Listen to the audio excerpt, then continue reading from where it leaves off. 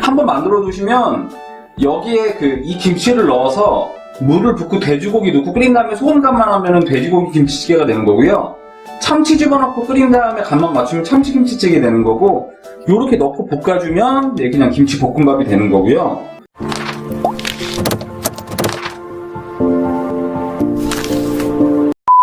청양고춧가루 팁입니다.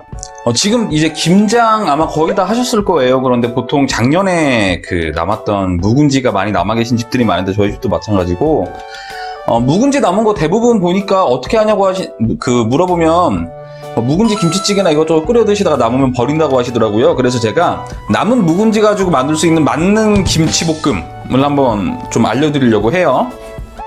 한번 만들어두면 김치찌개, 김치볶음밥, 두부김치 해 먹을 때도 그냥 바로 드시면 되고, 이렇게 여러 가지에 쓸 수 있는 그런 만능 김치볶음이라고 보시면 되고, 자, 메인 재료는 엄청난 양의 김치.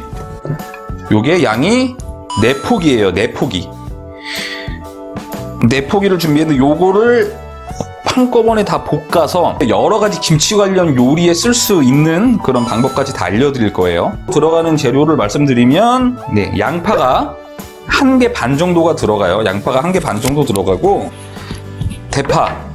대파가 좀 다진 썬 대파가 좀 많이 들어가요. 약 3줌 정도 돼요. 3줌 정도 양. 요 2가지가 이제 필수로 들어가야 되는 재료라고 보시면 되고, 이거를 볶을 때 들어가는 것들이 설탕 들어가고요. 설탕, 그리고 진간장이 들어갑니다. 그리고 기름은 당연히 들어가는데 조금 남은 거 싹 쓸게요. 기름 들어가고, 이게 뭐냐면 들기름. 저희 장모님이 시골에서 주신 들기름. 김치를 볶는 양이 좀 많기 때문에 굉장히 4포기니까 엄청나게 많죠. 기름도 좀 넉넉히 들어가요. 밑에가 바닥이 다 약간 가려질 정도의 기름을 넣어주시고, 비슷한 양의 들기름이랑 일반 기름을 5대5 정도로 섞어주시면 돼요. 불은 약하게 해놓은 상태에서 파 넣어줄 거고요.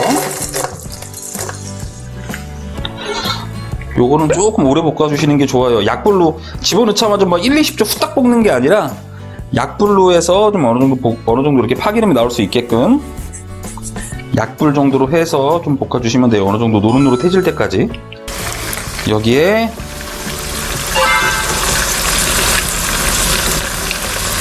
진간장 4스푼이라고 보시면 돼요. 진간장 4스푼.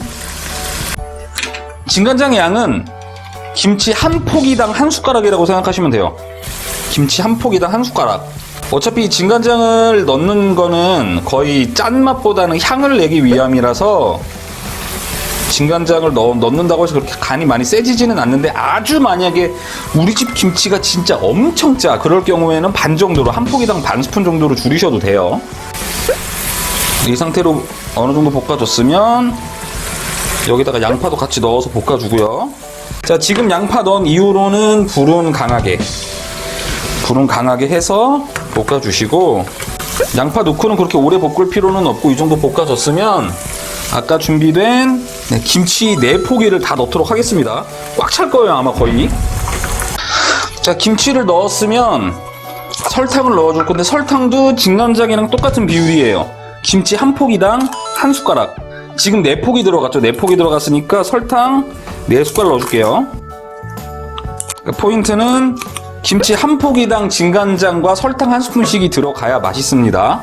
적당히 불 강하게 해서 뒤적뒤적 하면서 이렇게 볶는데 이 상태에서 전체적으로 약간 볶아지도록 10분 이상은 해주셔야 돼요. 근데 지금 볶은 지 10분 정도 지났습니다. 10분 정도.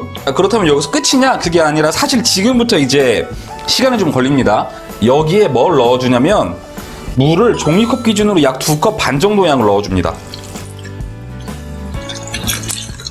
종이컵 기준으로 약 2컵 반 정도의 물을 넣어준 다음에, 처음에 이제 10분 정도 볶은 시간은 말 그대로 우리가 이게 김치 볶음이기 때문에 조금 더 맛있게 기름에 아까 파도 넣고 양파도 넣고 간장도 넣은 그 기름에 김치를 한번 볶아준 거고요. 10분 정도 볶아준 이후에 지금부터는 물을 넣고 찌듯이 이 물을 넣은 게 졸아붙을 때까지 끓기 시작하면 약불로 졸여줄 거예요. 제가 생각하는 예상 시간 40분.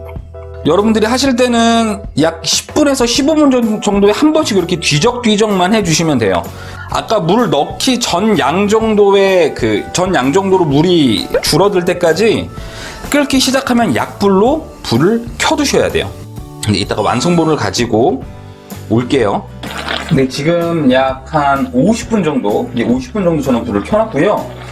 자, 이 정도가 되면은 완성이 됐다라고 보시면 돼요. 조금 더 간을 세게 하실 분들은 뭐 20분 정도 더 끓이셔가지고 아예 이런 수분이 거의 없을 정도로 졸이셔도 되고, 이걸 가지고 뭐뭐 할 수 있냐면 김치찌개도 가능하고요, 김치볶음밥도 가능하고요.